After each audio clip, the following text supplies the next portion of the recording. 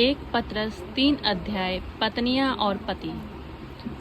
हे पत्नियों, तुम भी अपने पति के अधीन रहो, इसलिए कि यदि इनमें से कोई ऐसे हो जो वचन को ना मानते हो, तो भी तुम्हारे भय सहित पवित्र चाल चलन को देखकर बिना वचन के अपनी अपनी पत्नी के चाल चलन के द्वारा खिंच जाए,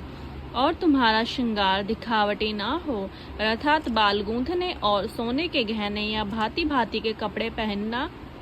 वरन तुम्हारा छिपा हुआ और गुप्त मनुष्यत्व नम्रता और मन की दीनता की अविनाशी सजावट से सुसज्जित रहे, क्योंकि परमेश्वर की दृष्टि में इसका मूल्य बड़ा है। और पूर्व काल में पवित्र स्त्रियां भी जो परमेश्वर पर आशा रखती थी और अपने आप को इसी रीति से संवारती और अपने अपने पति के अधीन रहती थी, जैसे सारा इब्राहिम की आज्ञा में रहती थी और उसे स्वामी कहती थी, सो तुम भी यदि भलाई करो और किसी प्रकार के भय से भयभीत ना हो, तो उसकी बेटियां ठहरोगी।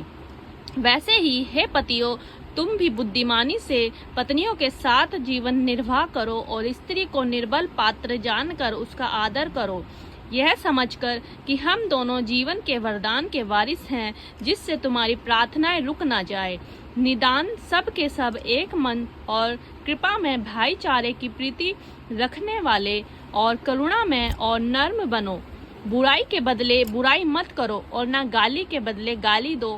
पर इसके विपरीत आशीष ही दो, क्योंकि तुम आशीष के वारिस होने के लिए बुलाए गए हो। क्योंकि जो कोई जीवन की इच्छा रखता है और अच्छे दिन देखना चाहता है, वह अपनी जीभ को बुराई से और अपने होठों को छल की बातें करने से रोके रहे।